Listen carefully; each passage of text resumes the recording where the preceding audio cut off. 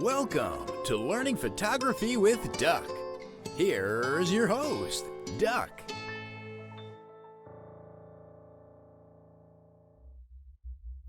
Hello, everybody. Happy New Year. I'm sure most of you, like me, are happy to see 2020 gone. It's been a rough year. Unfortunately, just because we start a new year doesn't mean that we get rid of all the headaches that made 2020 a bad year. Unfortunately, we're still dealing with all the stuff that we dealt with in 2020. But with the new year comes new expectations, and let's hope for the better. I hope everybody had a good holiday season. We got Christmas is all over and done with. Hanukkah's all over and done with. The New Year celebration is all over and done with. And I'm sure many of you are like, oh, thank God, because my midline cannot handle it. That's for sure. Anyway, because it is New Year, I figured I tackle some things that you should take into consideration when starting the new year. The first thing I want to mention, that's not even Lightroom, involved with Lightroom, is to make sure you get your cameras out, and if you have any kind of copyright notice on that is embedded in your images from your camera, go ahead and change that so it says 2021 instead of 2020. All right, update your cameras.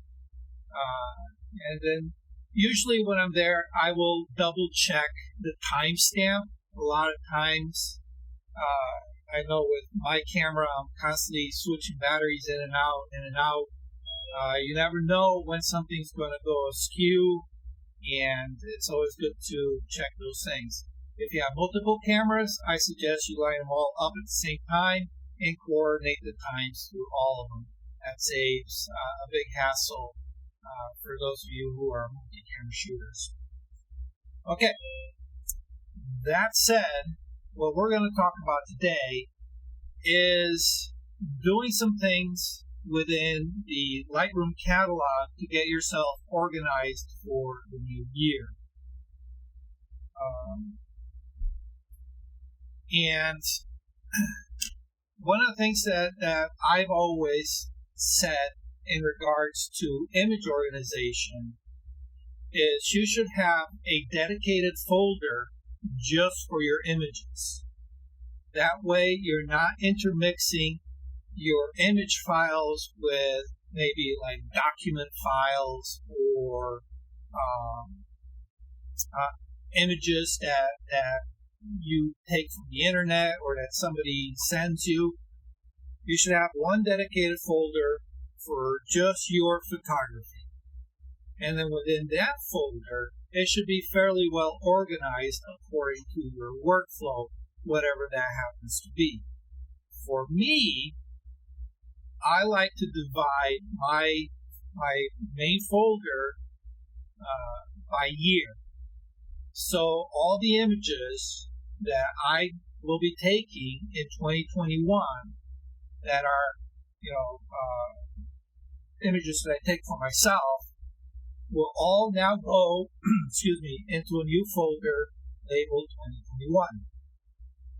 That way, because my library is fairly large, I'm not sifting through thousands of images, hundreds of folders, trying to figure out what's what.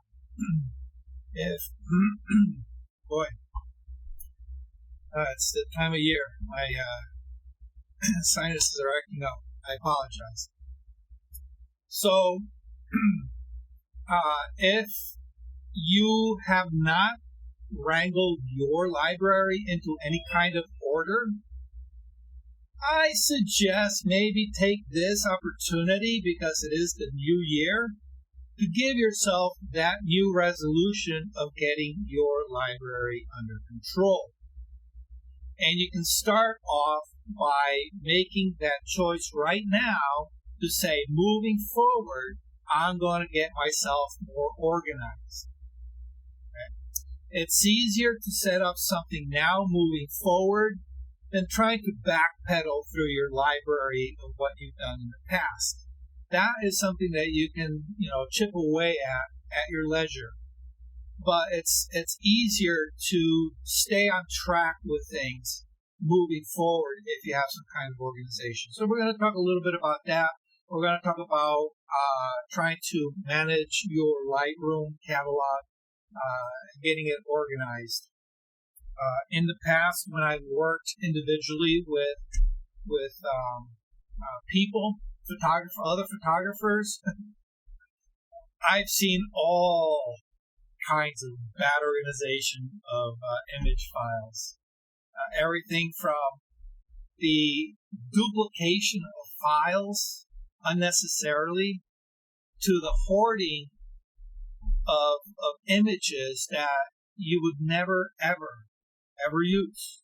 So, all right, that said, I have something I'd like to say before we get going. Sure. One of the things I do in my day-to-day work is that, for instance, I was doing this last week. I was working with some images that weren't mine. They were from a stock photo place. So, from time to time, I'll be doing something like that, or I may get images from the internet, or I will get images from a client.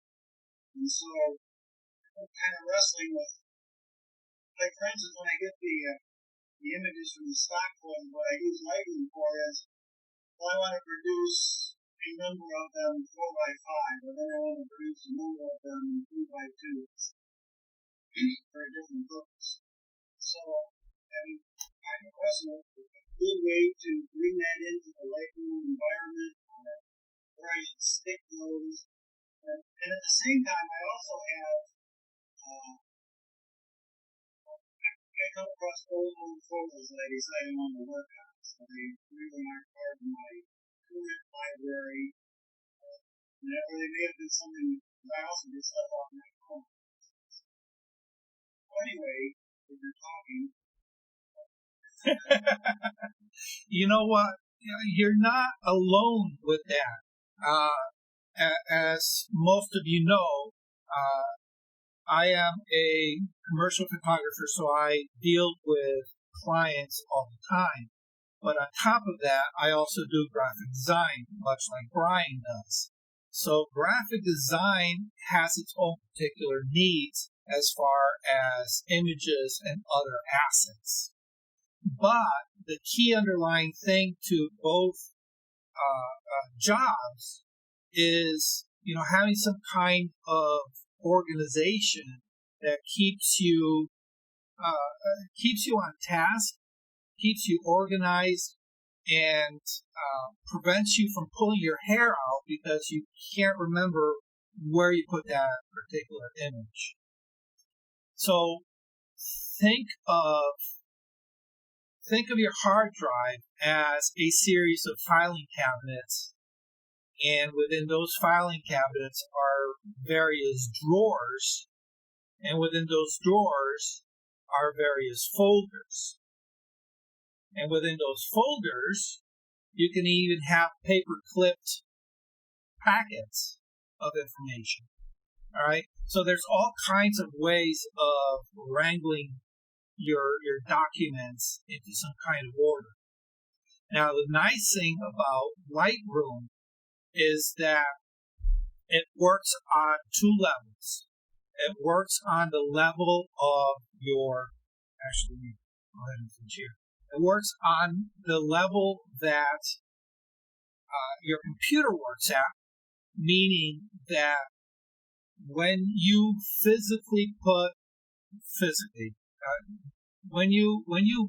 I guess it would be physically, when you physically put a file onto your hard drive, it allocates a certain amount of space.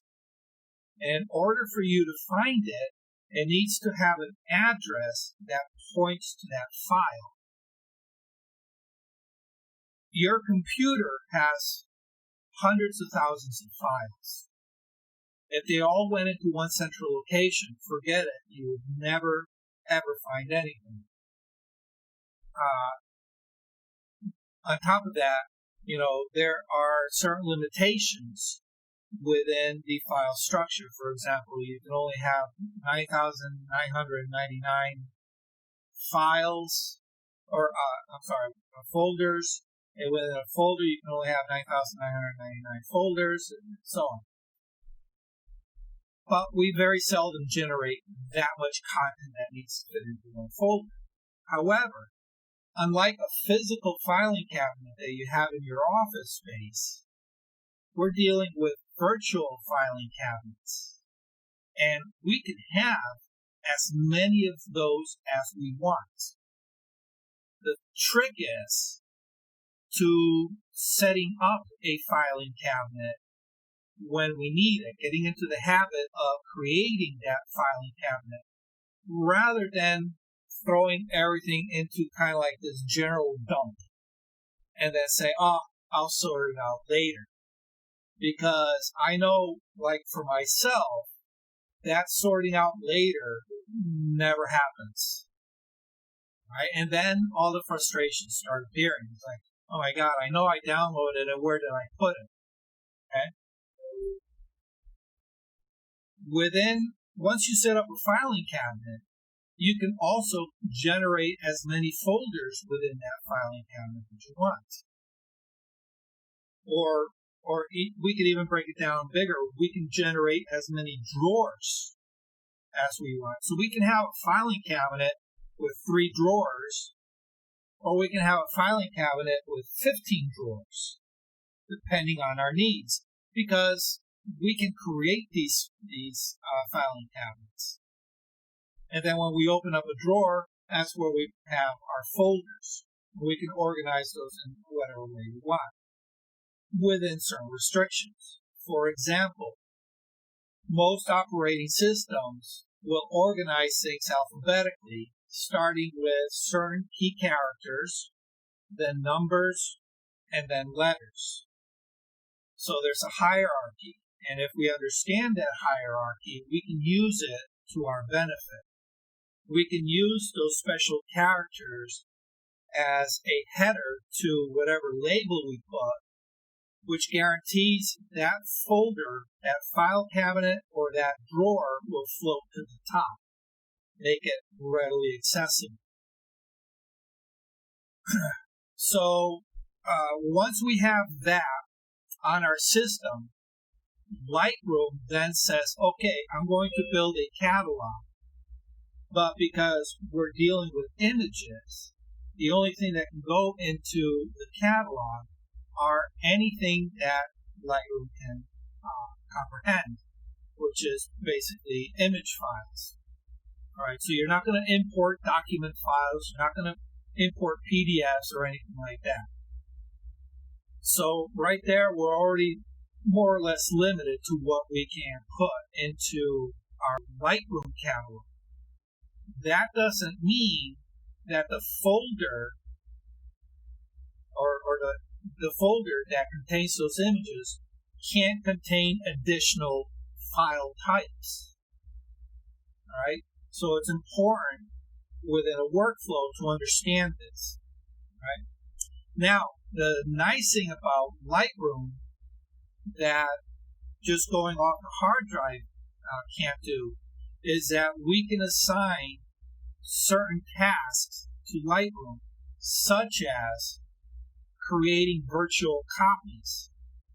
So you can create multiple copies of an image without taking additional physical space on your hard drive. We can also assign certain flags, certain ratings, certain color assignments to these folders and files and images that mean something to us within our workflow to help us organize on a more micro scale. On top of that, we can also assign keywords.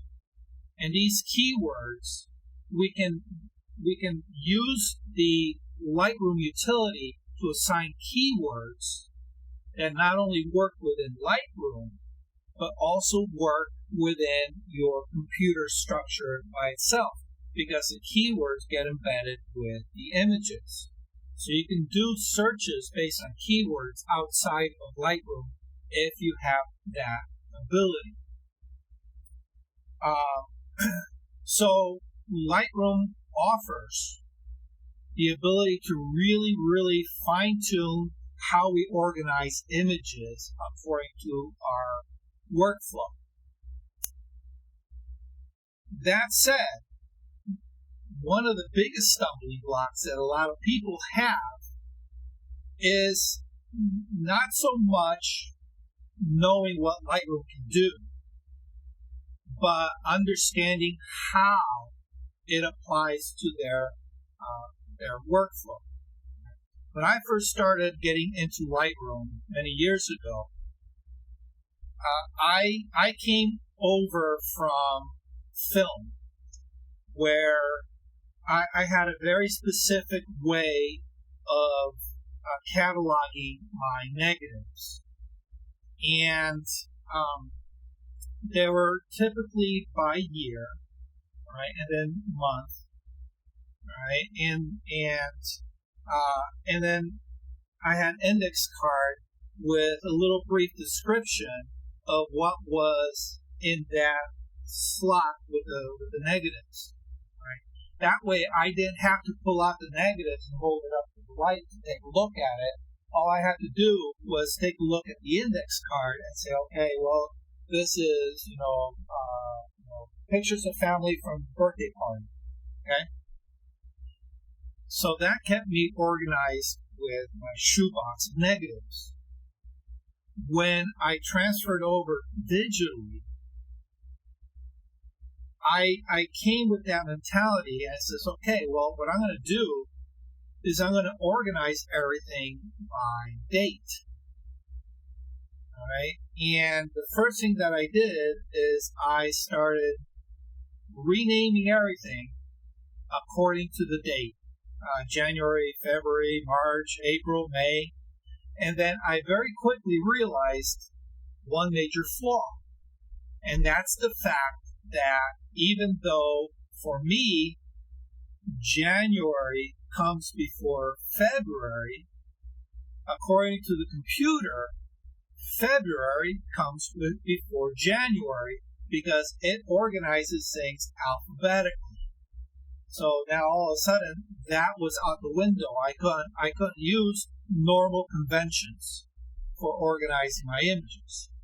I had to now start retraining my way of thinking and says, okay, how does the computer organize things? Right? So now what I do is I organize things by using the numerical digit instead of the written, the written word. And I start off with the year because it goes by major groups. So if you look at the hierarchy of any kind of organization, like for example, we're in your bedroom, you're looking at your closet, right? Or looking at my closet. The first thing you're going to notice is that the shirts are to the right, the pants are to the left, right? And then within those shirts, I may have the short sleeve shirts to the right and the long sleeve shirts to the left. Okay? And within that, I may have my patterned shirts to the right and my solid shirts to the left of all the short sleeves. All right? So there's levels of organization. And, it's built into us as humans. We need things to be organized in order to be able to more easily navigate through our environments, right? We have this, innate desire to keep things in some kind of order. So, if we look at the structure of how the computer works, all right, and we apply it to our images, all right, and if we go from big or from macro organization to micro organization, much like the closet, the macro organization is by year. All right. So the first thing that I did is I created a folder labeled 2020. All right. Just using last year as an example. All right. So that becomes my first drawer in my filing cabinet. All right. So that's my 2020 drawer. So I know everything that I generate in 2020 is going to go into that folder. But if I just dump everything in there, pretty soon I'm going to be, lost trying to figure out, where's this image, where's that image. All right, so the next major category, because we're dealing with dates, is by month. So within that, you can have a folder by month. All right, I don't. What I decided to do is, instead of creating a bunch of folders, right, because the one thing I don't want to do is have to drill down from folder to folder to folder to folder to folder and finally get my image, I said, what's a great way of minimizing the amount of folders I have to drill down, but still keep myself organized? And I said, well, if I keep all my shoots in their own individual folders, then all I got to do is use some kind of naming convention to keep those folders organized by month. So I says, well, I've already created my year category, right? So everything I shoot within that year goes into that folder. And then I will label each folder starting with a date, right? Using the numerical format. So it starts off 2020, and then the next division is the month, all right? And then the next division is the day. All right? So now, all of a sudden, within that 2020 folder, I see my Januaries, I see my Februaries, I see my March, April, May, and so on, because they are in numerical order. And all I have to do is look at that very first part of that list, right? And because the format is all the same, it's a series of digits, 4, 2, 2, they all line up nice and even. So all I got to do is look at that second column and says, well, there's January, there's February, there's March. And then, frankly, I don't care about the day. All right, the day is just there for reference. Right? From there, just like my shoebox with my negatives, I need that index card to give my brain a kickstart about what the content is. So what I do is I append a real-world description that makes sense to me of what the contents are of that folder. All right.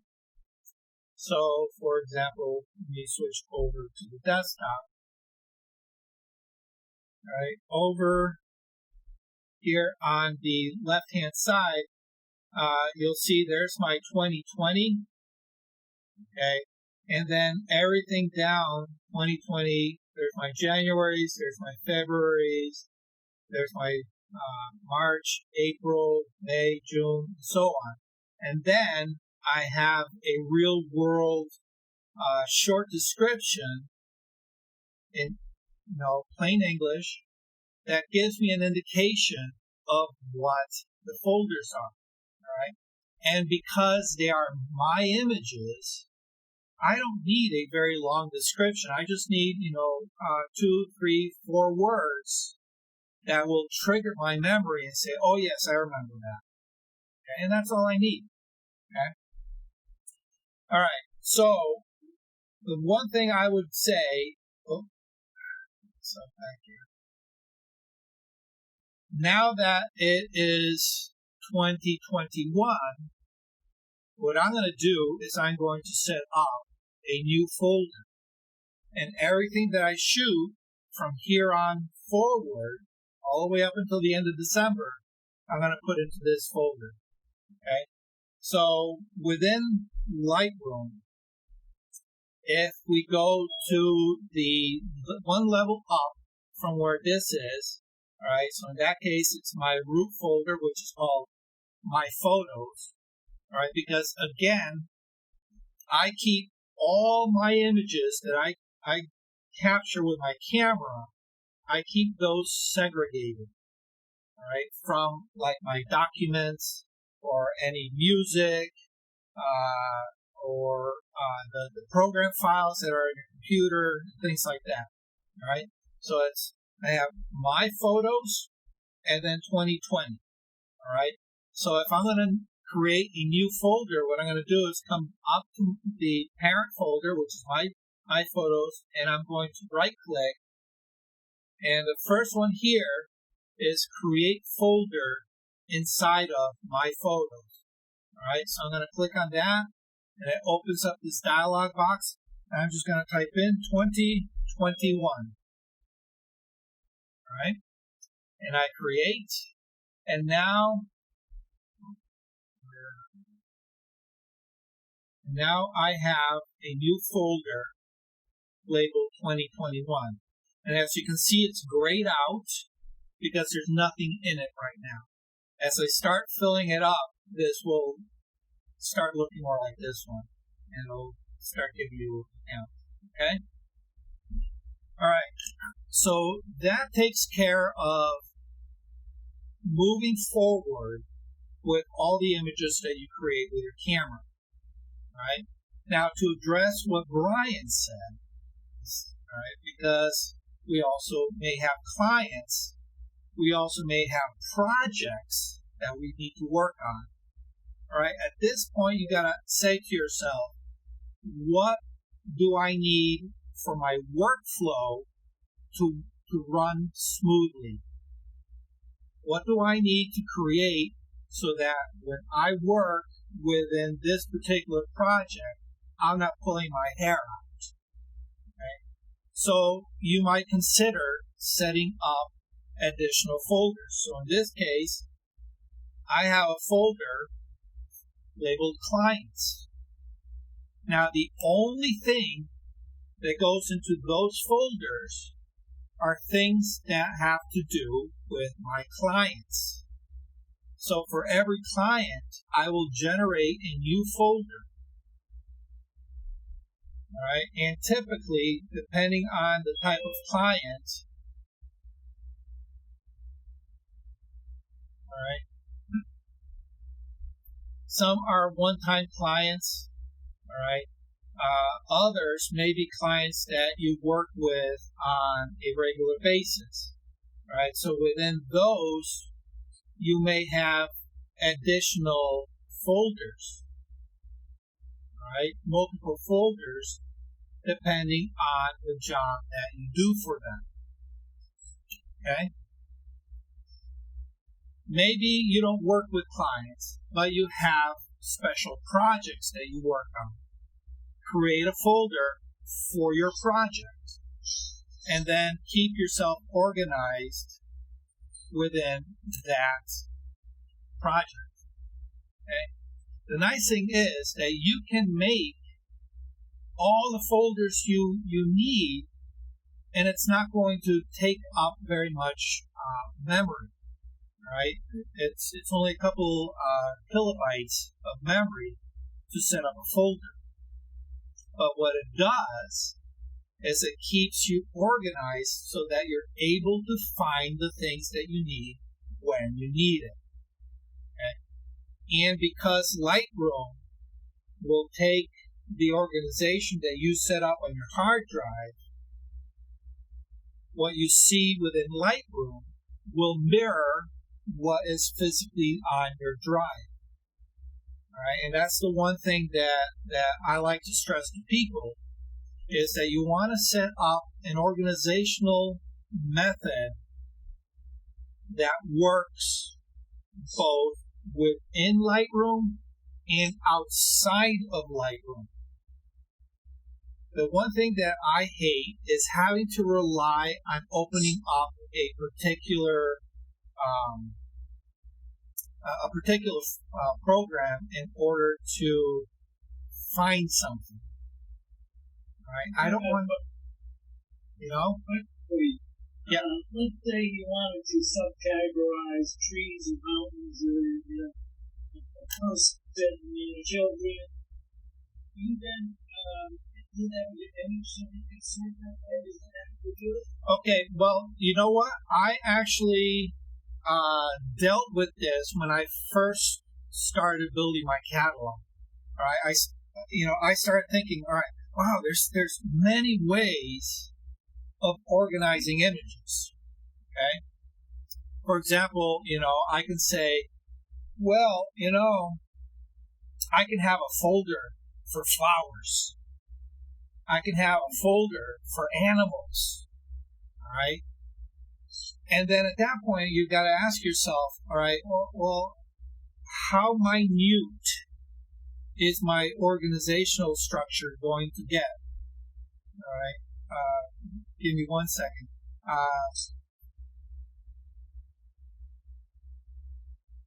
Alien's iPhone. Yes. All right. Could you do me a favor? Just mute yourself. I'm picking up a lot of background noise from you.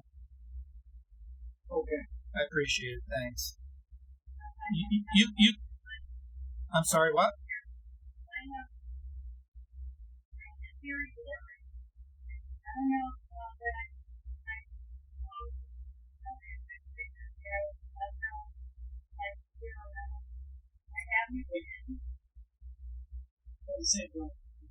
Yeah. No. I think it's Zoom.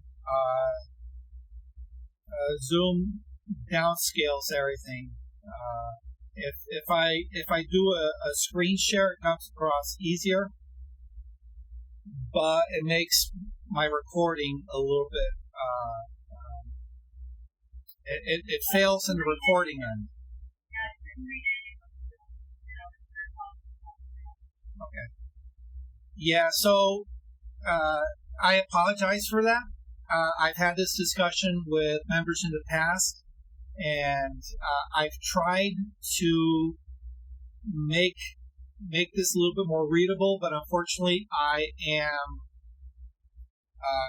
kind of stuck between a rock and a hard place. If I make it sharp by sharing my screen within Zoom, you're able to read it really, really well, but it messes up the recording. So oftentimes what it'll be happening is it'll be recording it'll be recording a black screen. So rather than ruining the recording, I figure we'll suffer a little bit now, but at least you'll have a sharp recording that you can refer back to. Make sense? And until I can find a more suitable solution, I think I'm going to have to kind of air for the recording. Okay, sorry about that. Let's see, where were we? There's a point where you got to ask yourself how many micro folders is too many. And at that point, what are you doing? You're now needing to take and spend time in coming off a shoot and sorting through your images and say, well, these go into the flower folder, these go into the butterfly folders, these go into the animals folder, these go into the car folders, these go into the landscape folders. Wait a minute. That's where keywords come in. Exactly. Because one of the things is, it says, well, here's an image with a beautiful flower, but it's got a butterfly. Does it go in with the butterflies or does it go in with the flowers? Well, the beautiful thing about a image asset management system is that you don't need to move them at all. All you got to do is assign them the proper label and then let the label do the organizing for you. All right? However, this takes a conscious effort on your part on the initial ingest when you take the cameras off, when you take the images off your camera and bring them onto your computer, that you properly label those images. That way, you can use the power of keywording to find the images that you want. Now, right. Imagine that you're taking 50, maybe 600 photos in a day, and you start doing at the end of the day, you're going to delete so many because you can't do that. And right. And you categorize it that way. I categorize at 2 stages. All right. So I come off a shoot. I have usually I shoot with 2 cameras. So I'll have two cards full of images. I'll take them and I'll download them into a single folder, labeled with the date, all right, month, year, month, day, and then all those images get dumped into that folder. Okay. And I do it through Lightroom. All right. So when I set up Lightroom to bring those images in, I say, okay, Lightroom, these images are going to get tagged with these tags, right? And they're going to be what I term global tags that apply to every single image that I took at that session, right? So usually it'll be like where I shot it, all right? If let's say I decided, I'm going to go out on the day of shooting landscapes, okay? I'll tag it with where I went. I'll tag it, the town and the location. If I went to a park, I'll name the park. I will tag it with major keywords like landscape, park, outdoors, trees, things like that. Okay. Now, you're out there shooting landscapes, but every once in a while you might see something different. Oh, there's a dog playing with a ball. Let me take 5 minutes from what I'm doing here. Maybe I can make a photo of what's happening here. Right? I can't use the term dog in my initial ingest because I also have images that contain no dog. So it doesn't make sense to label everything with the word dog when I only have, half a dozen images with a dog in it, all right?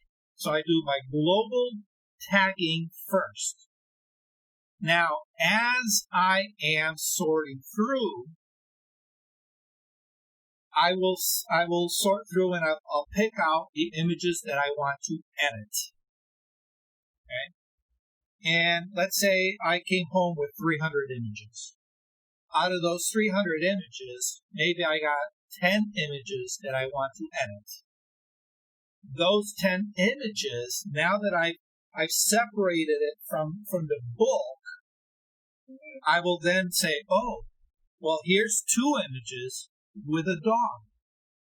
At that point, I will label those with a dog. Okay? And maybe out of those 2, only one has a kid in it. I'll child or children or whatever tag works best for you, right? So that way, I don't have to worry about,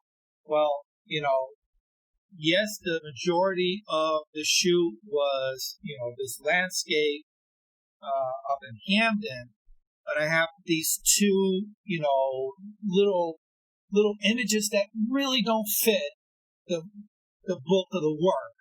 So rather than taking those out and trying to figure out where in my organizational folders that will actually fit, I don't have to move them, because all I have to do is add the tag dog and child, and I'm able to locate it later down the road.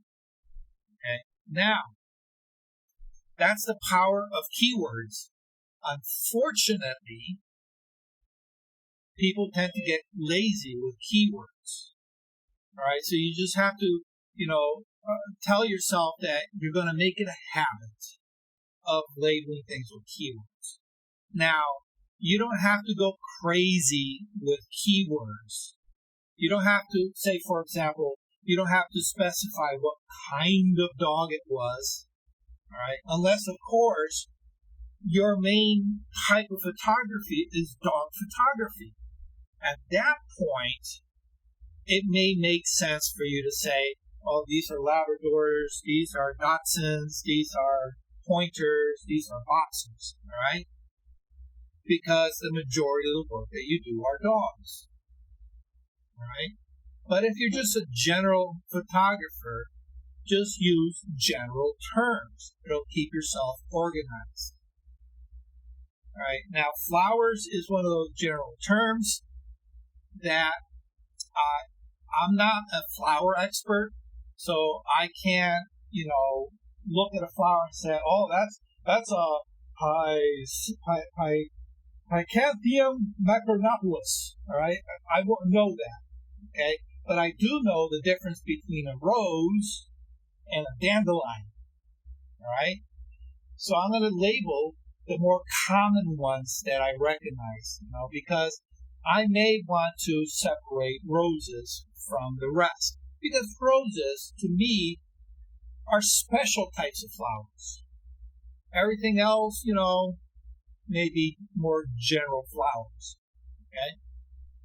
Same thing with animals. All right? If you're a bird person, and you're just taking, bird feeder type birds, but you got lucky and there's a hawk in your backyard and you took a couple of great shots of that hawk.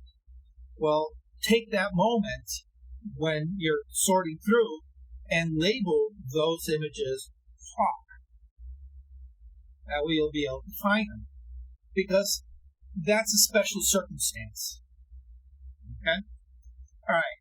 So that's with keywords, right? Tags.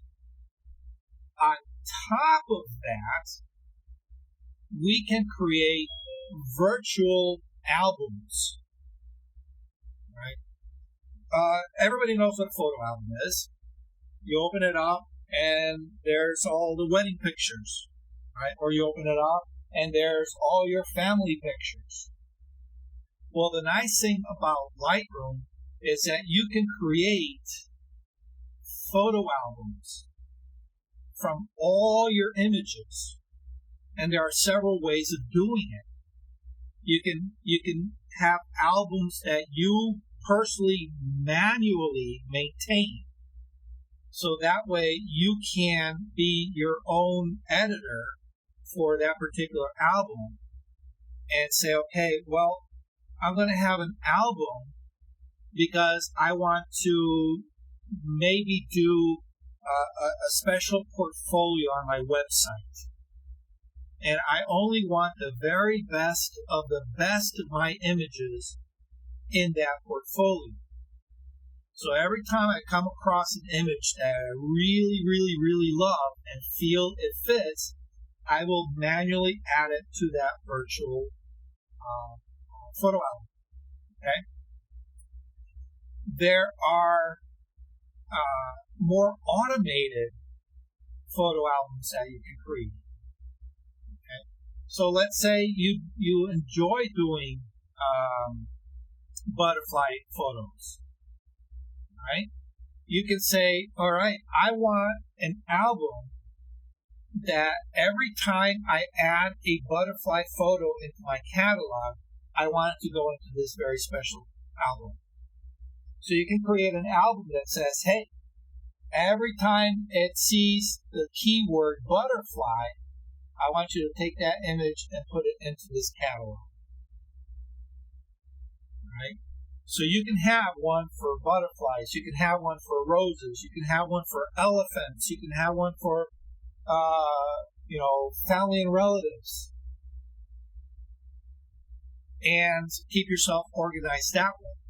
That way, you don't have to come to your library and say, I need to find these roses. Let me do a search and see if I can do it. You don't have to worry about that. It's already been done for you. All you got to do is just open up that virtual album. Okay. Now, there are times where you want to be a little bit more discretionary with your images. So, for example, for me, I have several photo albums that I want to. I want the freedom, I guess you could call it. I want the freedom of having Lightroom put that album together for me. But I don't want to use every Tom, Dick, and Harry tag that lands in my album. Because, for example, let's keep to the theme of the butterflies. Every time I tag an image with the term butterfly, because there's a butterfly in that photo, it's going to go into that photo album. If I open it up, I'm going to see really bad photos of butterflies along with really good pictures of butterflies. Right? So if it's just sorting by that one keyword, Lightroom doesn't know how to differentiate between a good picture that you like and a bad picture that you wish, immediately went into the trash. It just collects everything that's labeled butterfly. However, if I say, look for a tag that says hashtag butterfly, now I am a little bit more in control of what goes into that folder. Because as I'm working through, I come across that one stunning butterfly image. Instead of labeling it just plain butterfly, I'm going to put the hashtag in front of it, and then it's going to go into that folder. Okay? Or you can say, like for example, for me, I have a series of reserved keywords that I use for these folders. You keep that list of reserved keywords. Actually, let me see if I can pull one up. All right. And switch over, and if you want, just expand the screen.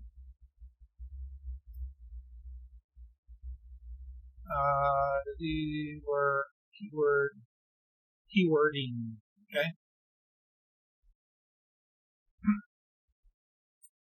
Over on the right-hand side is where it says keywording. Keywording right here.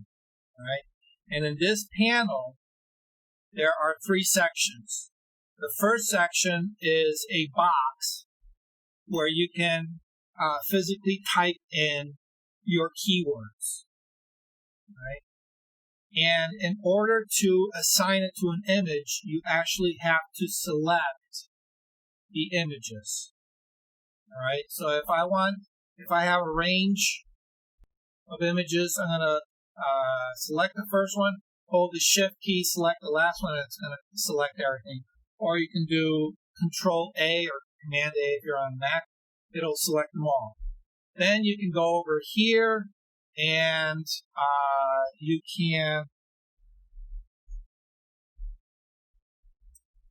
can give it whatever keyword you want.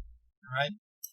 Right below that is what it's labeled keyword suggestions. Keyword suggestions. And what this is doing is Lightroom uses its AI to kind of try to figure out what the content is of your images and make certain suggestions, right? And it learns this not only by analyzing the images, but by analyzing what keywords you have already assigned it. And it says, well, every time he's used the keyword pizza, he's also used the keyword food. So right here, it's suggesting the keyword food. And then all I got to do is just click on that, and it's going to add it to the list. All right? Here, and it suggested meal. All right? Yeah, that makes sense. I'll add it. Okay? So you can very quickly build your keyword list on that. All right? However, what I like best is the third section right here where it says keyword set. Keyword set. A keyword set is a set of custom keywords that you have put together into a group, and you can have up to 9 keywords in a set, and you can make as many sets as you want. There's a little drop-down list that allows you to click on whichever one, right? And here it is. I have one called hashtags, right? And then I have my reserved hashtags. Hashtag portfolio. So I can assign, I can say, okay, this one image right here, this first one, I'm going to give it the hashtag portfolio tag. All right? And there it is. It added it right into my keyword list. All right? And now I have a special album that every time it sees that hashtag portfolio, it's going to add it to the photo album. Okay? So now if we go back to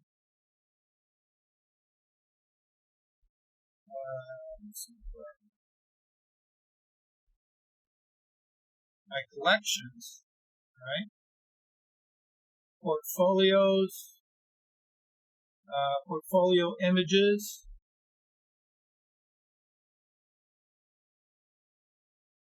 Let's see where there it is. There's my pizza. Okay. What it does is it automatically populates this based on the hashtags. Right? And you can say to yourself, oh, well, for example, I have three of these, right? 2 of these are virtual copies. I don't want virtual copies in here, right? So actually, let me go ahead and I can just group those in this.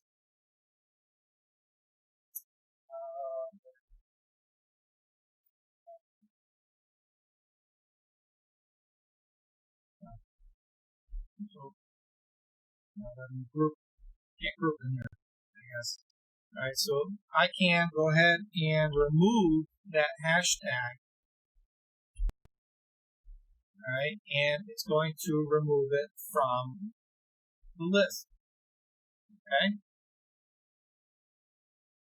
So now, where's my pizza? Oh, here's my pizza. All right, let's say I decide I don't want that image. I just go over here where it says, gotta make sure you get selected, right? I take that hashtag portfolio and I hit the delete key, remove it, enter, and it's gone. It removes it from this album. All right? So that's a great way of keeping yourself organized in a very specific workflow without having to manually sort through your images and pull them out and creating new folders. right? Because you can have an image that has multiple uses. You may have an image that you use on, let's say, Instagram, and an image that you put on your portfolio.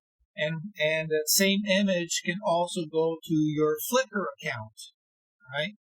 You're not going to make multiple copies just so you can segregate them into multiple physical folders on your hard drive. Doesn't make sense, because now all of a sudden you're replicating it, and now if you need to make an edit, what are you going to do? Hunt down every iteration of that file that you created in order to make these same adjustments to all of them? No. You want one central file that you can edit as you see fit, but it will propagate across multiple folders, multiple organizational folders, without you having to worry about it, right? So what you need to do, and this is the problem, going back to my original starting comment, is when I first started using the system, I was trying to second guess ahead of myself of what it was that I would need. All right. So, if you don't have a preset workflow already, what I suggest is don't worry about it. Keep all your images together. Don't worry about having to sort them out. Just make sure that you keyword them appropriately. And then when the time comes, at that point, rely on the power of Lightroom to be able to keep yourself a little bit more organized. Right? So hopefully I didn't lose you guys on that. I know we kind of covered a lot of big stuff. Any questions so far? Anybody? Can I ask you a question? Absolutely. Then I'm gonna move. Okay, we are trying to save all these images. Are we saving this on the cloud or are we saving it on the hard drive?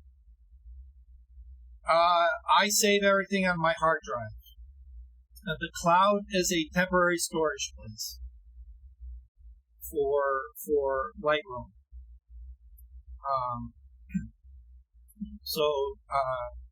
Like for example, if you use Lightroom Mobile, it's going to upload your file to the cloud, so that way you can work on it remotely. All right, but that's not a long-term permanent location. You should have it saved on a local drive as soon as you can. All right. Is that going to be an extra hard drive like a Western Digital? You put it on it there? Yes, Fortunately, external drives nowadays are very inexpensive. You can buy. This is I believe this is a 500 megabyte drive, so it's small.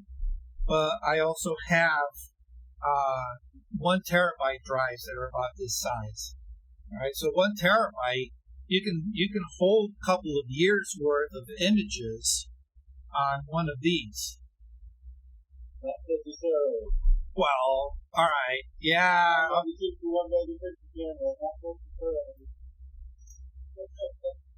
Okay, there are exceptions. Yes. I guess it depends who you're talking to. I'm going shooting with Alan. Yes. Yeah. But you know what? That also now leads into my next part, and that is unloading the excess. Unloading the excess. And as we go through the class, and that's what I don't do in this week. I have already started to unload it after I sent her on that time. Yeah. So that figure like that. Yeah. All right. There are trains of thought with this, right? There are the people that need to hoard every single frame they take. And then there are the people that only keep what they use and get rid of the rest. May I ask a question though? Yeah. There's somebody, I mean, I live here in for somebody who has that much data, are you living strictly by keyword? Like I can remember, I have my file system set the way Doug has taught this, because Doug taught this like 10 years ago, about a year, and then luckily I can remember when I took a picture in most cases, or at least a year. Mm-hmm. And but for those of you who are not taking 10 terabytes, do you live strictly by keywords for memory? Actually, here I'll show you my first line of defense, I guess you can say, is when I want to find something, is right here in my catalog. No, I'm sorry, in my folders. Okay, in my folders tab. All right, because I normally label each folder not only with the date I took it, but with a short descriptor. That short descriptor acts as my first set of keywords that I can look for a specific image. All right. So earlier today, I was putting some finishing touches on my presentation that I'm doing tomorrow for the North Haven Camera Club, and I needed to look for some images to present in my presentation. So my current catalog is spread across multiple drives. So rather than plugging in all the drives and trying to figure out where it is, or manually going through the list, I said I'm going to do. I'm going to let my actions do the talking for me here that I preach. The first thing I did is I went to right below where it says folders.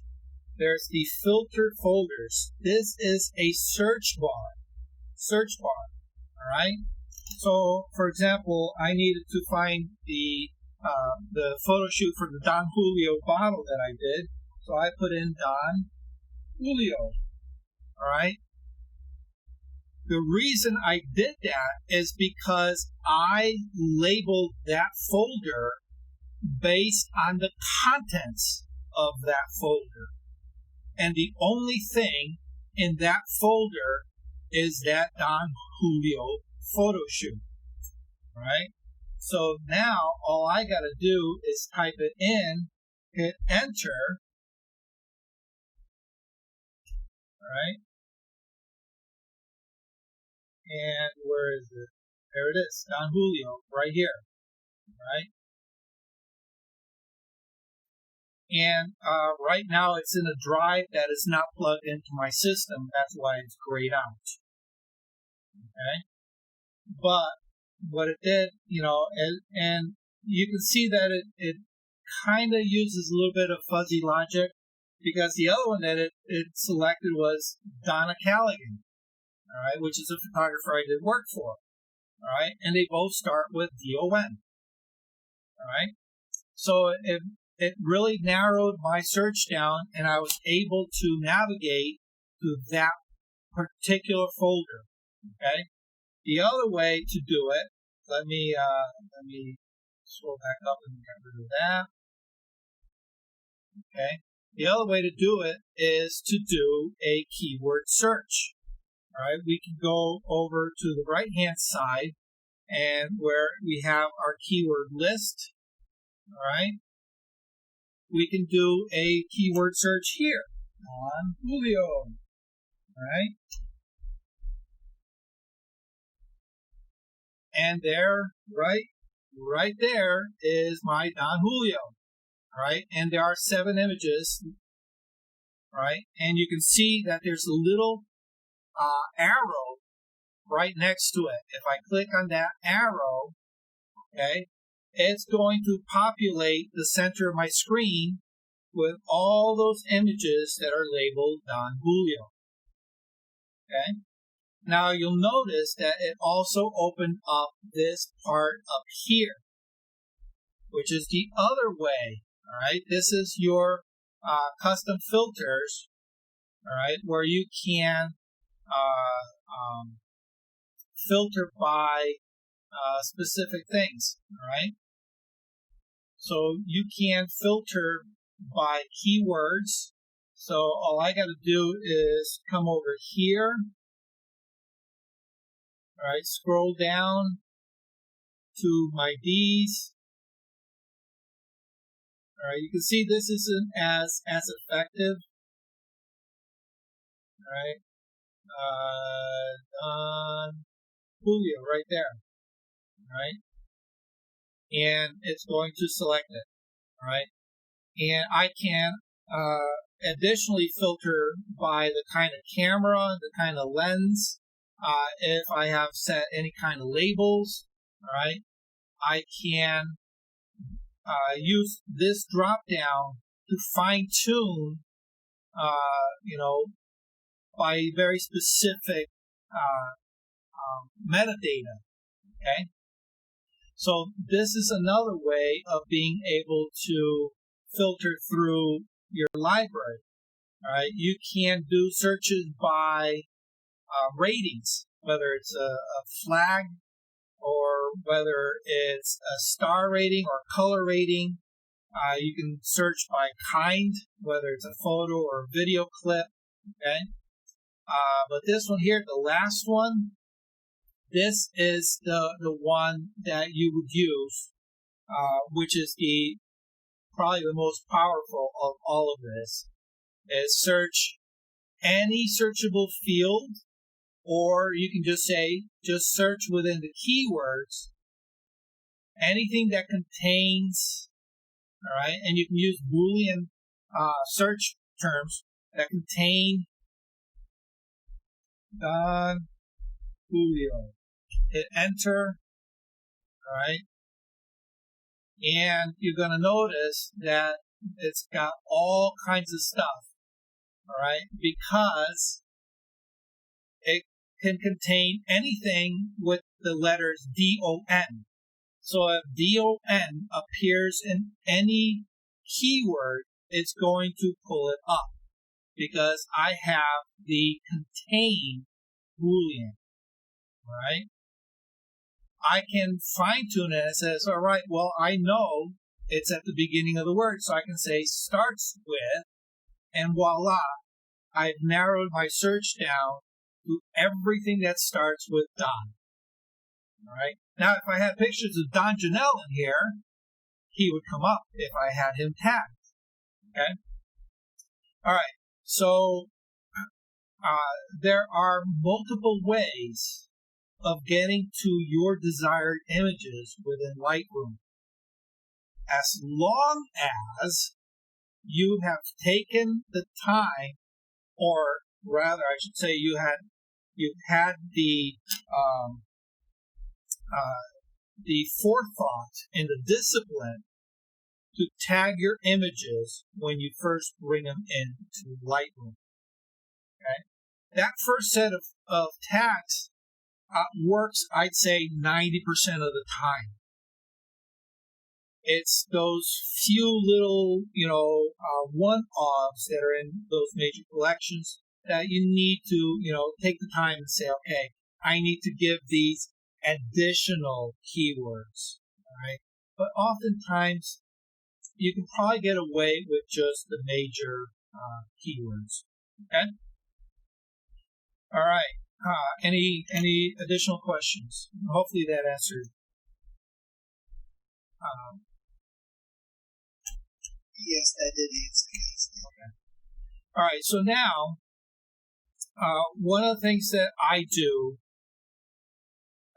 is I I often will go back through my library, and I don't go back 1 year. I usually go back 2 or 3 years and really start cleaning out, right? Because it's like it's like what my wife says: if you haven't used it in 2 years, just get rid of it. Why have it take up room in the garage, right? It's that same kind of philosophy, right? If you're like me, when you go and take a photo of something, you're not just taking one picture and calling it a day. You walk away and say, hey, I got it. No, you take multiple shots. And then out of those multiple shots, you pick the best one of that group to invest your efforts into editing. So let's say you have 10 images. Out of those 10 images, you are only editing one. If you edit any of the other 9, you're just editing another image that looks close to it. And it doesn't make any sense to release to the public 2 images that on the surface look identical. Oh, yeah, well, in this one, there's a red car in the intersection. This one's got a blue car in the intersection. Therefore, they're different. No, it's the same intersection. All right, so it doesn't make sense to spend a lot of extra time and effort. You take the best of the best, you put your effort into that, and you segregate that, all right? And this goes into a little tip for workflow process, right? Again, keeping yourself organized, all right? So let's break it down. You take your images off the card when you come home, and you put it into a folder for that event or for that shoot, and you label it with the date and a real world, short descriptor of what the contents are. Then you go in and you say, okay, I'm going to sift through all these hundreds of photos, and I'm going to cull it down to the very best, right? So let's say you took 100 photos, and out of those 100 photos, there are 5 images that are worth your time and effort of saying, hey, these are the fruits of my labor. These are the ones that I'm going to spend time editing, making them look perfect, and releasing to my viewers, right? That way they can go and say, great job, you did awesome, I love that photo, all right? Because those are your very best. So that means out of 100 images, 95 of them are not going to be used. I wouldn't say they're worthless. There is a reason why I save those 95 images at the onset, right? But what I don't want is those 5 great images sitting in the same folder. Let me switch. I don't want those 5 images sitting in the same folder with all the 95 images. Because if I go into that folder outside of Lightroom, all right, let's say I want to access one of those from Photoshop, or maybe not even an Adobe product. I have Affinity. I want to access one of those images from Affinity, or iPhoto, or whatever, GIMP, or whatever program you use. All right, you want to put it into a movie. All right, so you got your little movie editor, and you want to access those 5 images to put into your movie slideshow. When you open up that folder, you're going to see 100 images. And then you're going to say, oh, damn, out of these 100, which ones were the 5 that I picked out? because you're now outside of Lightroom. You have no clue. All right, so the first thing I do is I will take those 95 images and I will create a subfolder and I will call it my seconds. My seconds. You can call it whatever makes sense to you. For me, they are the seconds. All right, I have my primary images and I have my secondary images. Those are my seconds. I will move those to a subfolder. All right, because the main folder is the descriptor, what I did for my shoot. Now, originally, what I used to do when I had my little shoebox is I would take all my keepers and I would pull them out of order and put them at the very beginning. All right. When I switched over to Lightroom, the first thing I did is I labeled all my keepers and I moved those into a subfolder called keepers. All right, made sense to me at the time. All right, it was easier to move 5 images into a subfolder than to move 95 images into a subfolder. All right, that was my mentality back then. Until I needed to access one of those 5 images from outside of Lightroom. Now I found myself, I had to dig down another level in order to get to those images. I had to go through all my garbage images in order to get to my good images. And it occurred to me, why don't I just reverse it? I will make the main folder be the repository for all my keepers and take all my seconds and put them into the subfolder. Okay? Now, this opened up a new part of the workflow, because if I wanted to do a massive cleanup, all I had to do was delete that folder and it would wipe out all my garbage images, and I knew I would be retaining all my keepers. All right? So in one click of a mouse key, I can very easily do housekeeping.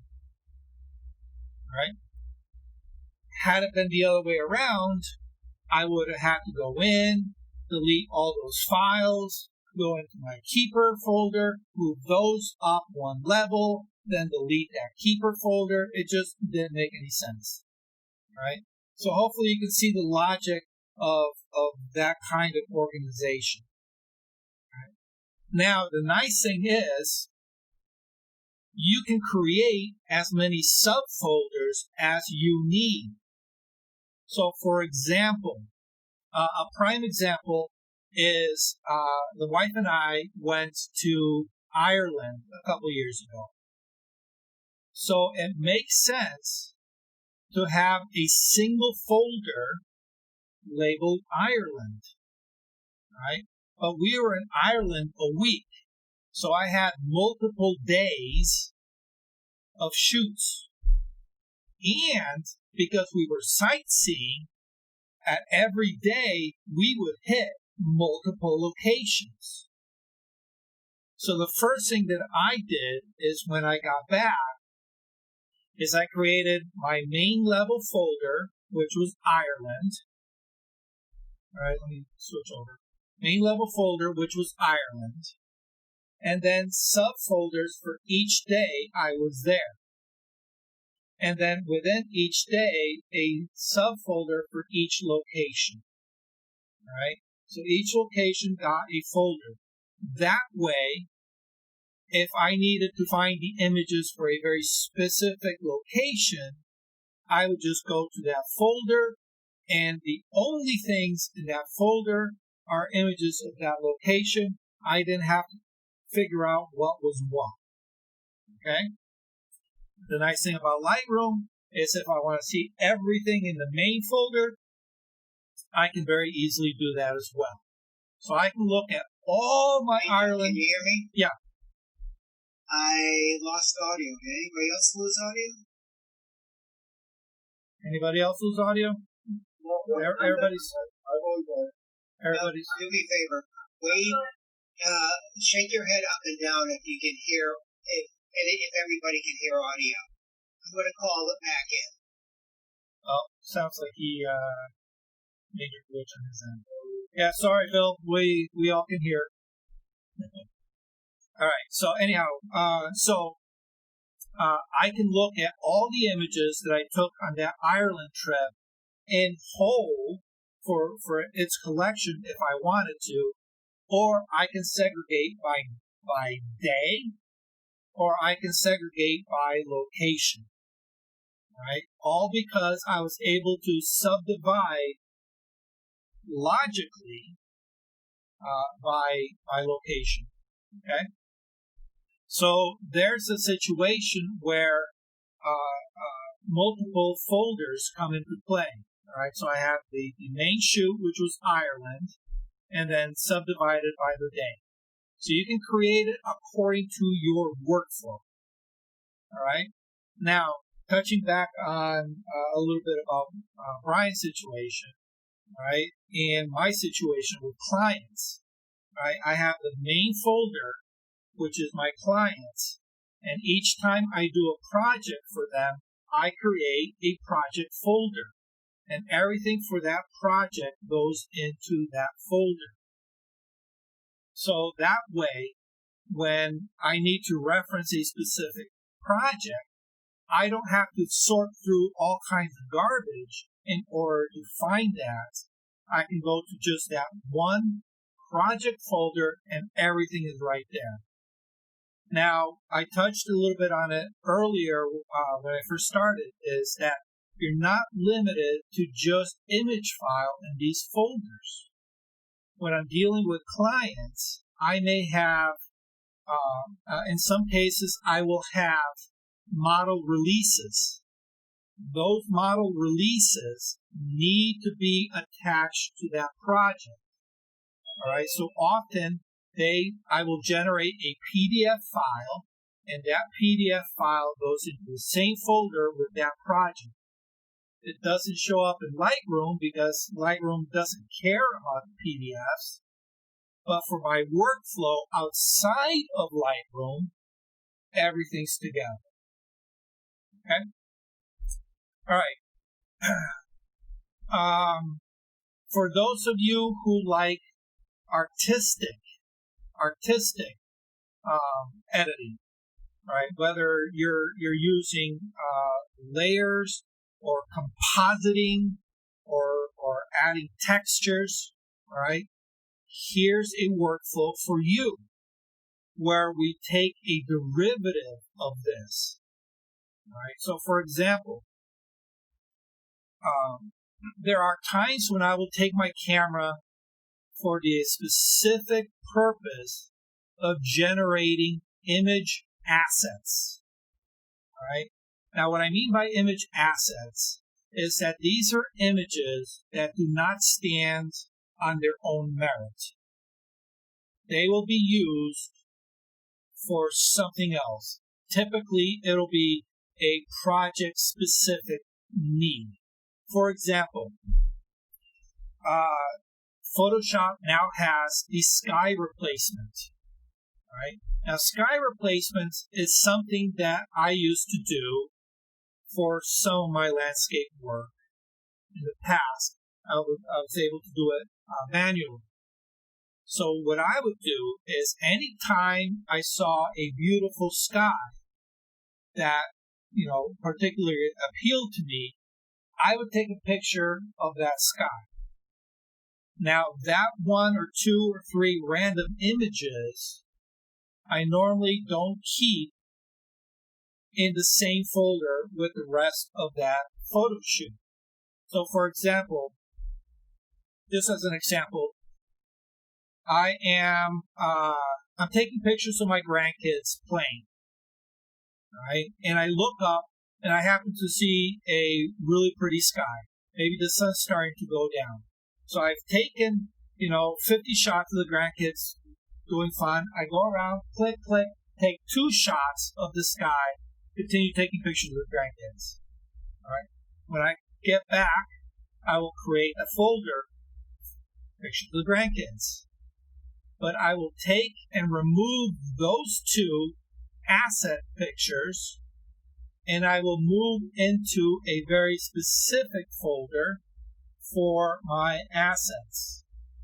All right. And those are, let's see if I can, all right, here we go. Clouds. I put them into a folder labeled clouds. The only thing that goes into this folder are pictures of clouds. And these pictures I can take at any time. And they'll go into this folder because I know when I open up Photoshop, if I need to do a sky replacement, I know exactly where to go for those image assets. Okay? Now, sometimes you'll be collecting assets that you don't even need to access from Lightroom. And then at that point, you just create other folders.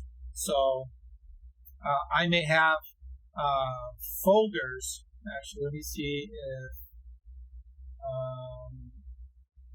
on Explorer.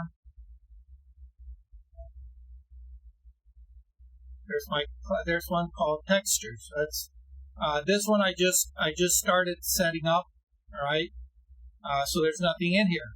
All right. This one is called textures, and the only thing that's going to go into this folder. Let me show it. The only thing that's going to go into this folder is anything that I can use as a texture asset. All right. So here's my clouds. All right. All these are just photos of clouds that I can use in my sky replacement. Okay.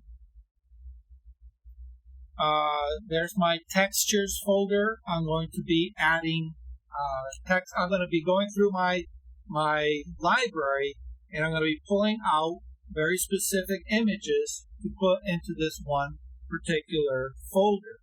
So that way, when I need an overlay for something in Photoshop, I can hop over to Lightroom very, very quickly, visually see what I have in my library and say, oh, I need, texture number 15.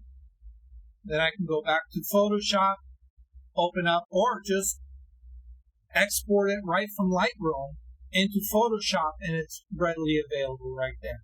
Okay? So there's a workflow specific or a project specific way of using Lightroom and its folder structures for a very specific project or purpose. Okay? The thing is, you need to identify the need first and then set it up. All right? Don't try to second guess yourself, because then you're just going to be making more work for yourself. All right? That's why this one that's labeled textures is empty right now, because I'm just starting to explore textures in Photoshop on a more serious level. Before it was the occasional one, so I didn't need anything dedicated. Now that my workflow has changed and I'm experimenting with textures on a more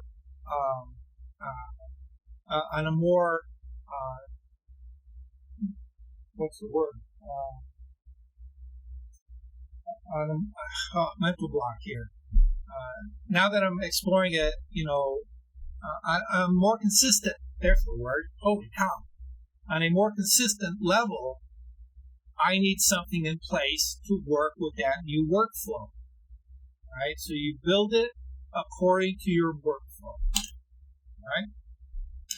All right, any other questions? I know I covered a lot of things. Some of it I'm sure you already know. Some of it you have played around with, but didn't think. Yeah. Yeah, go for it. I kind of to expect, but I'm trying to start off doing Lightroom, and I'm wondering, there's different versions, I guess you can, right? There's different ones. Yeah. If I'm doing it on like my iPad, I mean, is a little more limited, or what do you think? I mean, I know you're talking about saving a lot of different images and folders and all that. Maybe I'm working my way up to that, or I don't know. Okay.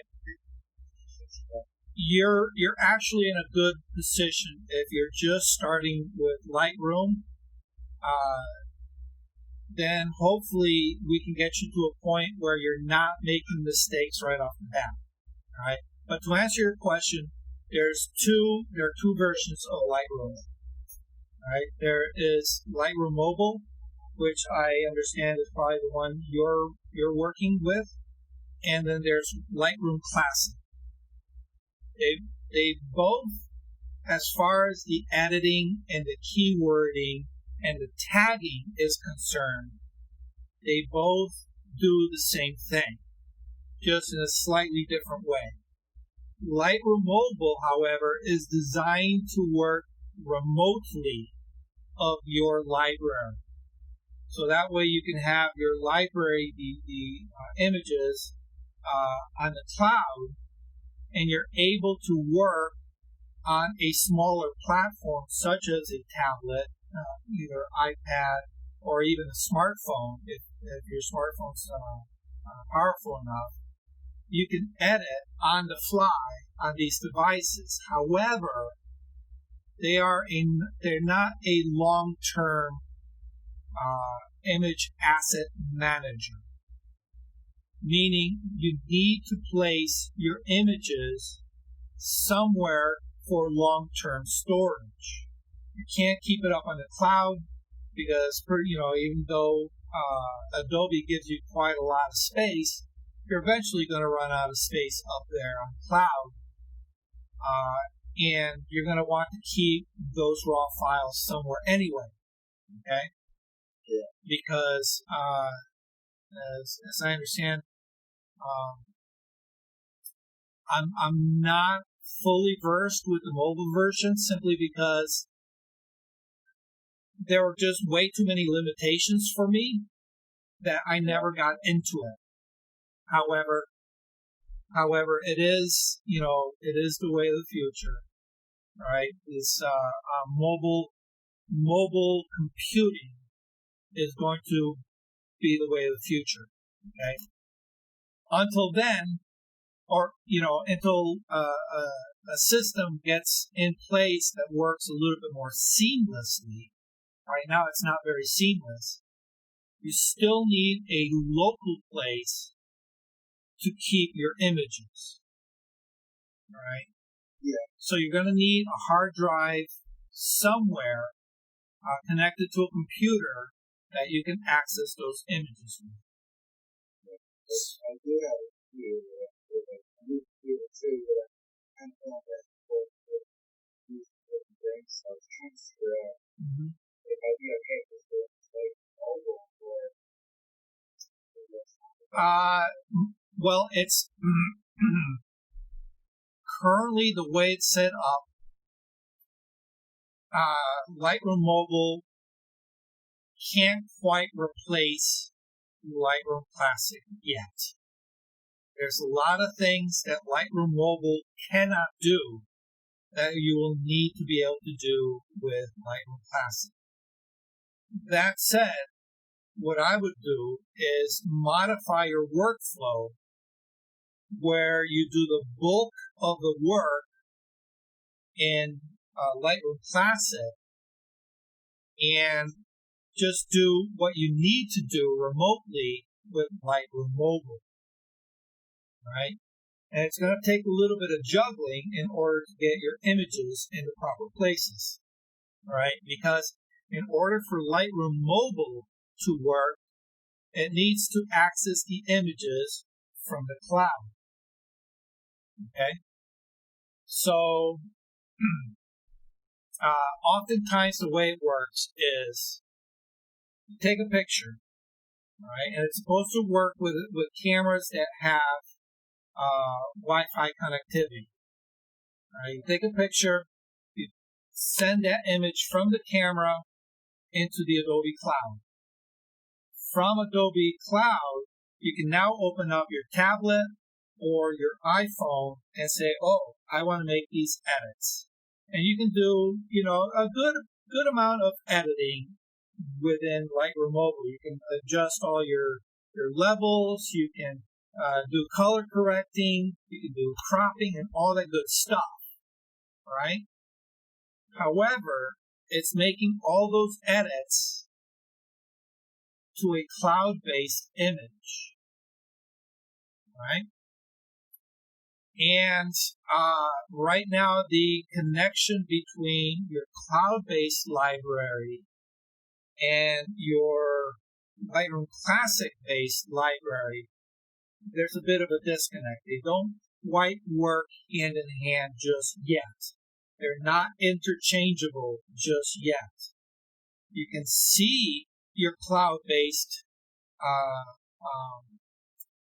edits within Lightroom Classic, but it's not integrated into the regular Lightroom Classic catalog.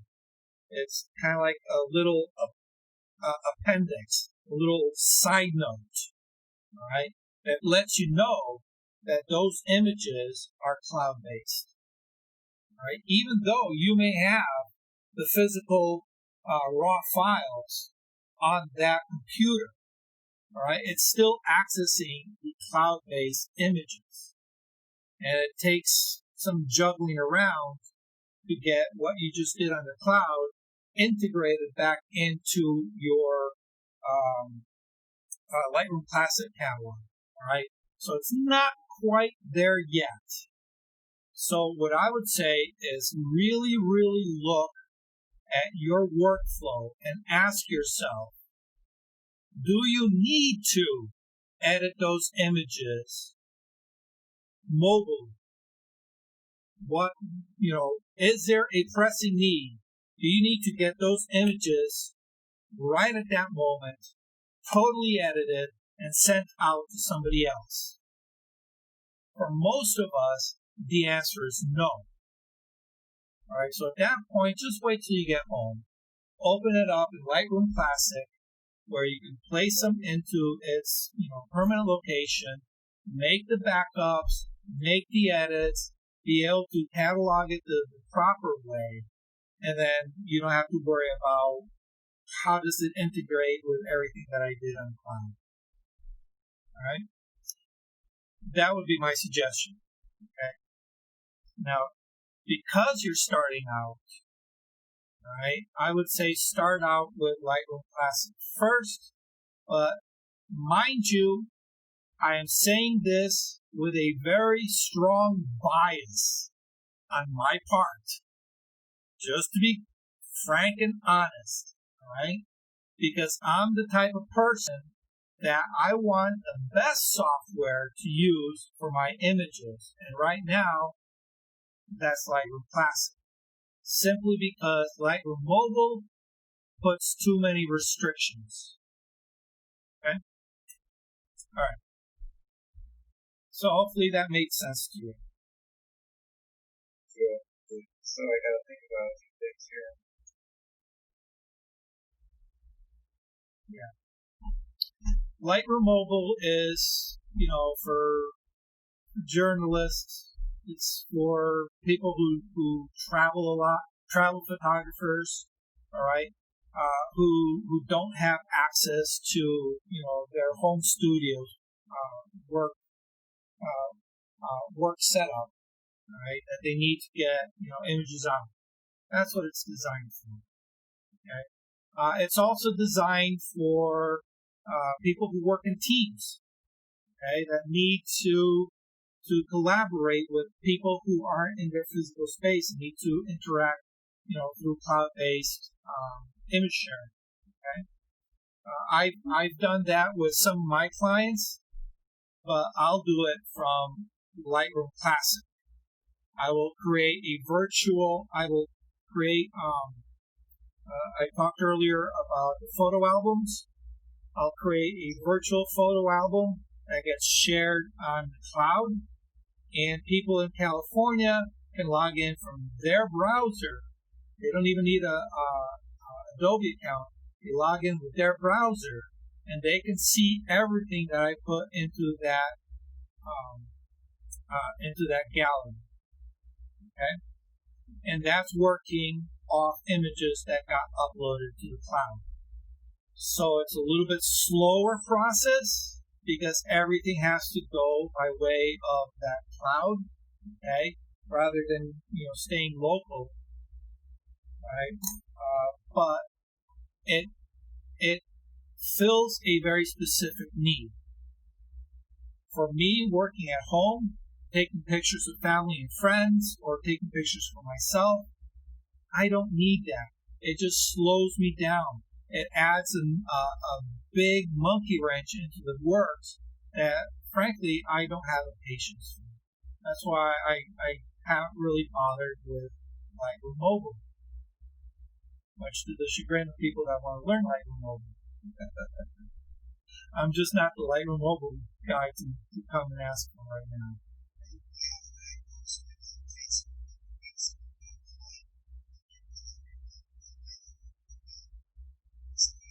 Oh, you use Lightroom Mobile. It's like, I don't need to do that.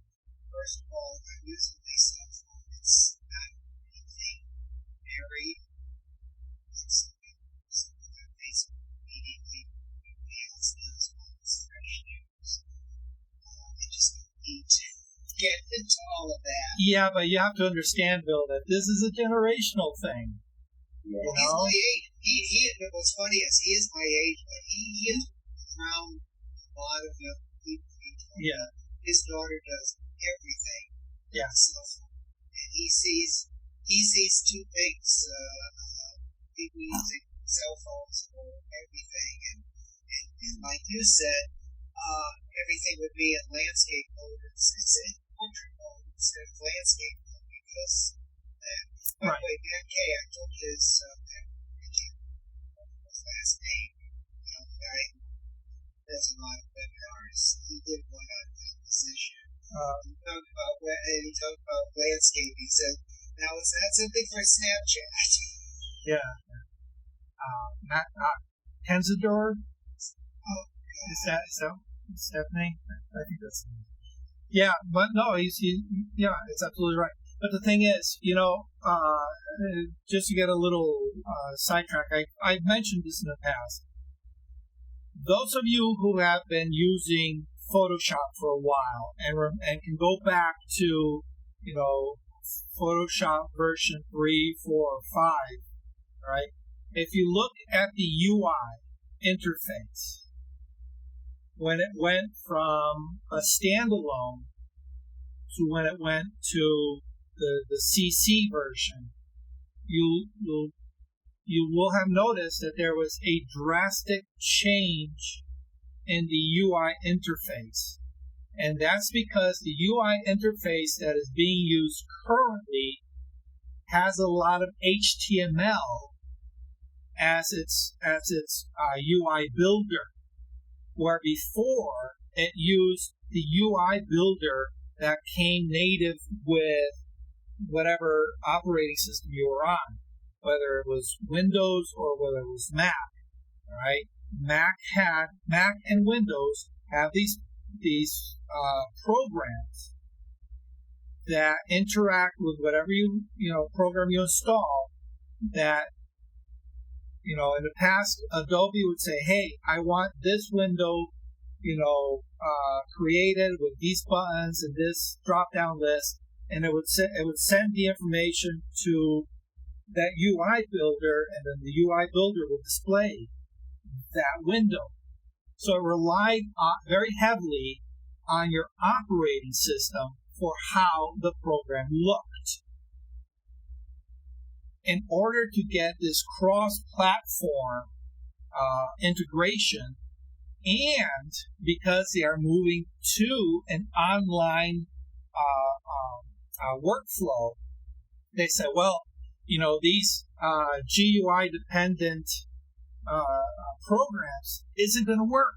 We need something that works on Linux, on Mac, on Windows 95, on Windows 7, on Windows 8, on Windows 10, what works across all these platforms? And that was HTML, CSS, and Java. So the current operating system, the current UI that you see in Lightroom and Photoshop is HTML based. They're web pages. If you really want to get down to the nitty gritty. So it's already here. It's not when it happens. It's already happened. We just have to wrap our heads around the fact that we're going to be working mobily in the very near future. Right? I mean, I won't be doing mobily, and I will not be using a wireless car. Yeah, but you know what? You're already working part mobily, right? Yeah, that's true. There was it was an interesting article that I read. It's been a while back. They were talking about the progression of the smartphone, right?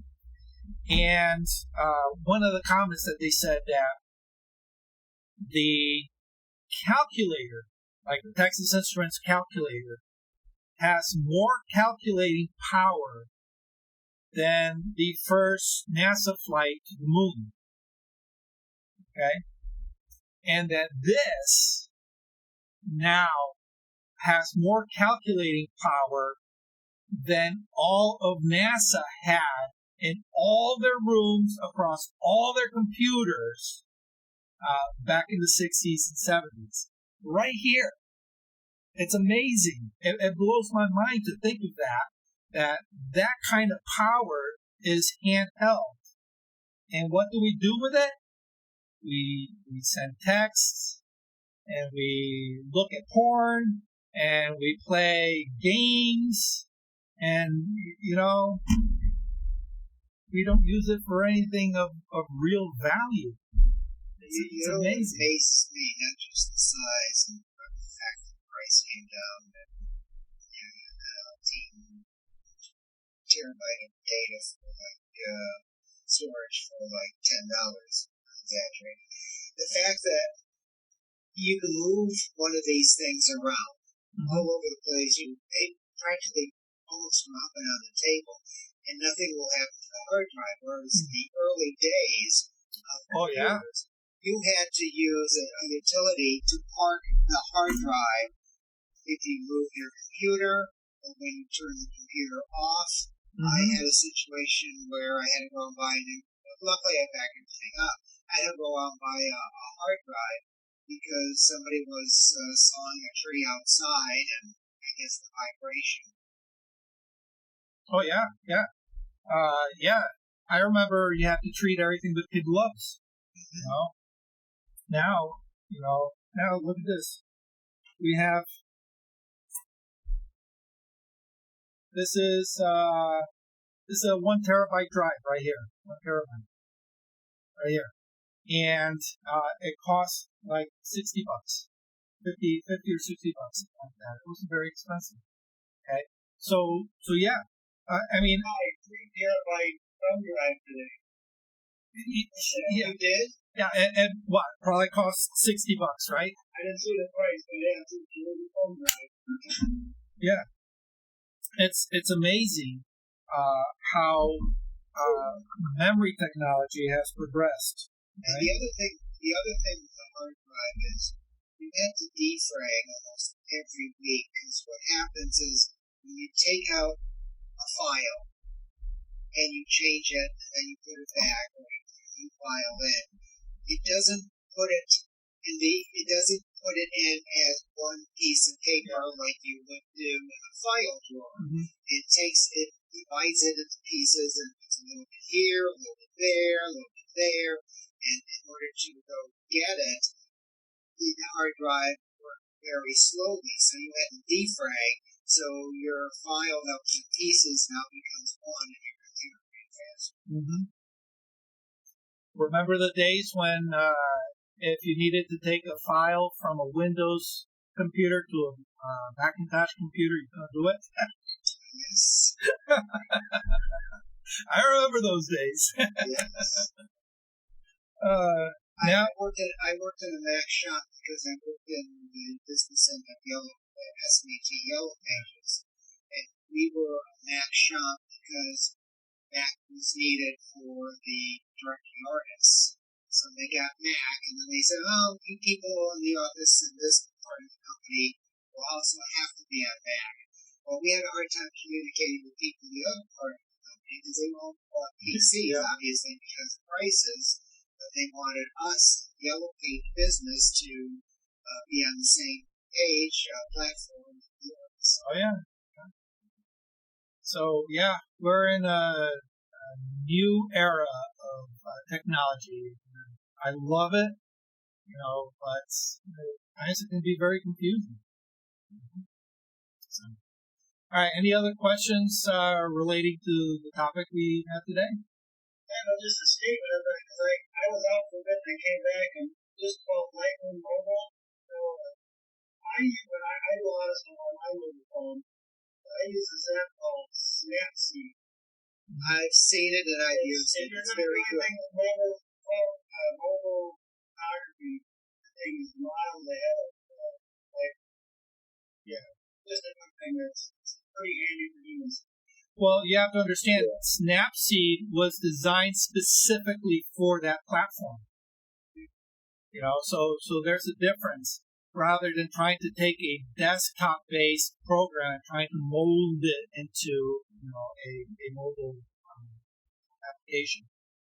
That's the other thing that I need to touch on is regarding your images. It also is dependent on what the end use is. All right. So yeah, you may be taking photos with your iPhone.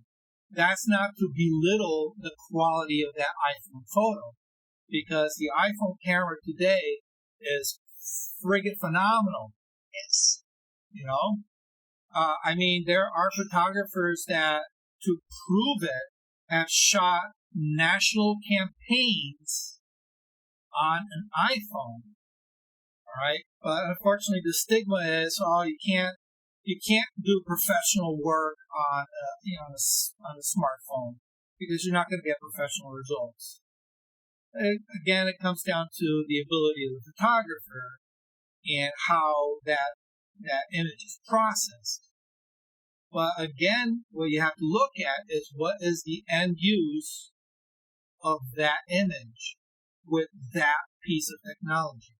Well, my attitude is if you're doing it strictly for Facebook or if you're doing it for email, I know this from my web page, looking at the, what do you call it, how you see how people are using their computers. Statistics. Statistics, anyway. It was a different word, but statistics is used. Most people go into my website using these things. Right. They're not using desktops or laptops. So. Oh, the analytics, yeah. Analytics, yeah. That's the word I wanted. So if let's say I'm in a meetup hiking group, you'll be the first one to have pictures there. So so as everybody's getting their car, I'm in my car, I'm how do you do that so fast? Yeah. I'm editing and I'm uploading, and I'm editing with the app that came with this. But it's good for that. But I do notice a difference between that and my DSLR. It's not as good, right, because it's aimed at the person looking at this, who's going to look at it for a few seconds. Plus, if somebody is using an iPhone, backlighting hides every cent. And the other thing is, I tell people, casual users, if you have an iPhone that's less than 3 years old, as people do, if you have an iPhone less than 3 years and you have perfect optical lighting, you're going to get a very good picture. Oh yeah, absolutely, absolutely.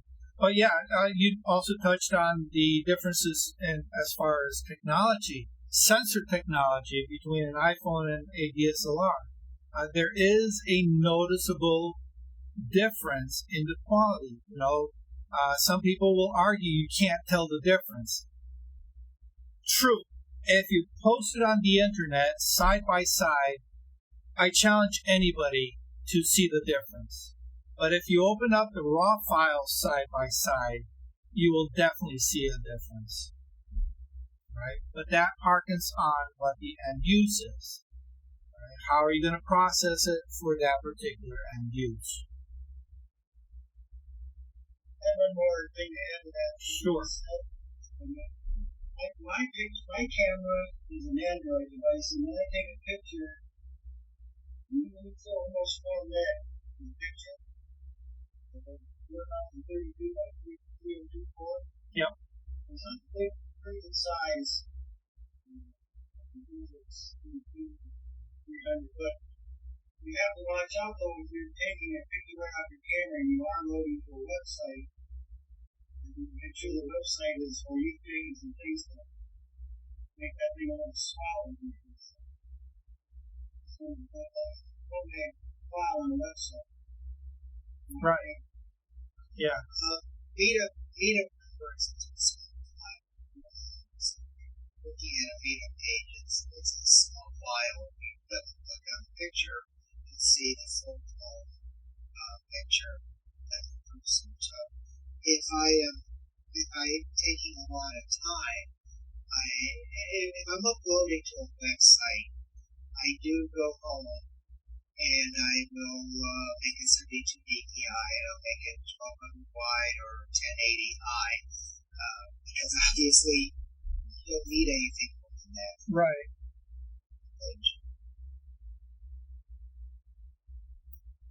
And the reason why I do Lightroom is because people give me their pictures in one particular group on Meetup, and I'm not going to spend the time putting up format pictures. So I use Lightroom and Bash to take all of their pictures, and I go into develop, and I make things. I click the automatic and maybe make a few adjustments. It's very quickly. It's Bash. And then I do an export where I'm exporting Bash, and I'm naming it like .-1, .-2, 72 DPI, 80% quality, because it doesn't have to be more than 80% quality. Right. Although, I gotta say, interject one thing. Apple is going to be changing that. All right. Apple obviously is at the forefront of mobile computing. It's without a question they are the leader in mobile computing. They kind of set the standard with the iPhones and the iPads, and everybody pretty much emulates them. One of the biggest issues is image compression in order to become faster for sending over the internet. And currently, up to this point, the leading standard has always been JPEG, which is, a compressed image format. When you're looking at the back of your camera and previewing what you just took, you're looking at a JPEG conversion of a raw file. All right?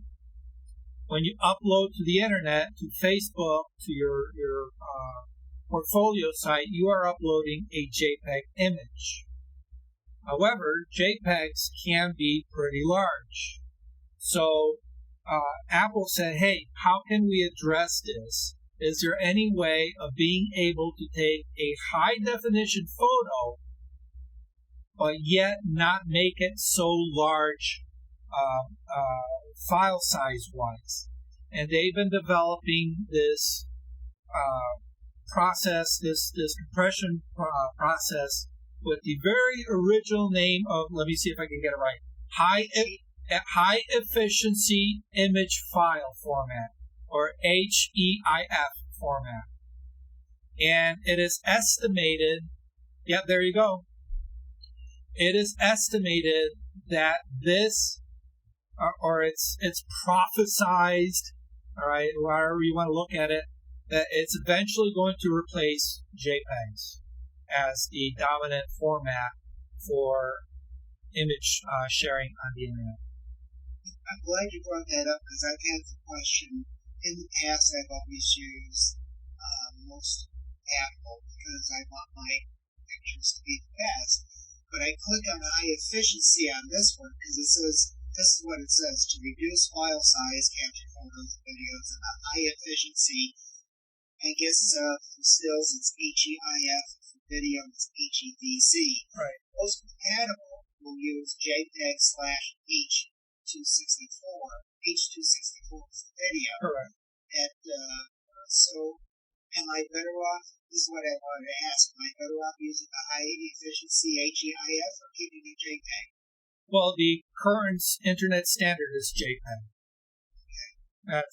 But it's converting it to JPEG when I send it to me as an email. Yeah. Okay. So yeah. I'm not degrading my photo if I have it at high efficiency instead of making it compatible. As I understand it, no. Okay. No. As I understand, you're going to get better quality saving in the HEIF format, and then downscaling to JPEG from there. All right. It's got something to do with the algorithm of compressing the image information. All right, because you have to understand the way an image is created in a raw file is with 3 different levels of data, one for the red channel, one for the green channel, one for the blue channel, but independent pixels retain their information. In order to compress it with JPEG, they say, okay, let's take a group of group of pixels that are close to each other, that are very, very similar in color tone, and find out what is the common denominator for that cluster. And we're going to change them all to that one designator, that one color. Okay? That's why really heavily compressed JPEGs, you're going to see that stair-stepping and the color banding, where you see an obvious difference between, like, especially if you look like at a sky, you're going to see these bands of blue, and they're all stair-stepped. That's because the compression says, okay, well, this blue and this blue are very close to each other. We're just going to make it the same. All right? That's the way it's able to save space within JPEG. Right? Now, PNG came along and said, hey, let's see if we can figure out a better way. While they found a better way of saving, the color information so you don't get that crazy banding, they didn't really save a lot in file size like they wanted. Okay? And those have been the industry standards for decades. Right? Now, we have faster processors. We have multi-core processors that are now standard in these things, okay, that can handle the processing of this color information a little bit better. And so they said, hey, let's revisit it. And it seems like they have solved that issue between retaining image quality and reducing file size. So, like anything, it's going to take a while for the propagation across the internet of this becoming the new standard. But from the articles that I've read from these people that are industry in the know, the pundits, they're all pointing to one day HEIF being the go-to format, replacing JPEG down the road. So need to look that up to see what the differences are from the other. And just realize that this technology is still in its infancy, and I'm sure it's going to go through a couple of iterations, and it'll probably just get better and better. The thing I can't wait for is HEVC video to replace H.264, because even H.264 takes up a lot of storage and now the time. Yep. Absolutely. All right, guys. Can I give a free plug to Duck's presentation at Northaven Camp Club tomorrow night, 7 o'clock? If you want to show up, write an email to Northaven Camp Club, all over, at gmail.com, northavencamp.gmail.com, and said, Bill invited me, can I come along? Yeah, absolutely. The Northaven Camera Club is a very active club, and if you're looking for a good club, that's one in the area that I would recommend. Right? There are a few clubs in Connecticut that I would highly recommend, and that's one of them. Candlewood's another very good active one, and the Stanford/Bridgeport Camera Club is they've been around for forever. They're another one locally that you do. So, anyhow, guys, hopefully you learned something new. Hopefully you will be moving into the new year with fresh eyes and a fresh organization, and then concentrate on 2021. Get that settled in. Get used to your new workflow, and then occasionally travel back in time and do some cleanup. Okay. All right. We will see you all next Monday. Well, for those of you who are going to be here tomorrow night for the Northaven Camera Club presentation, I am doing a presentation on lighting for texture. So it's going to get a little into the technical aspects of off-camera lighting, with flash, or, you can even do it with continuous lighting. It's basically just the fundamentals of lighting for texture. So 7 o'clock tomorrow. Otherwise, I will see you next Monday when the subject is going to be Photoshop. All right? Are we doing layers next week? Yeah, and Carol, actually, while you're here, you also suggested something about round. Yeah, for my sky photos.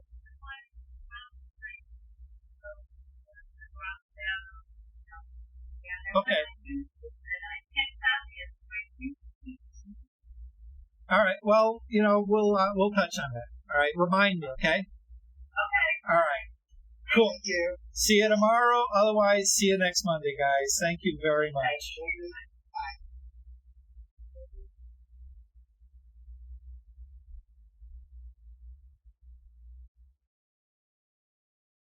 Thank you for watching Learning Photography with Duck.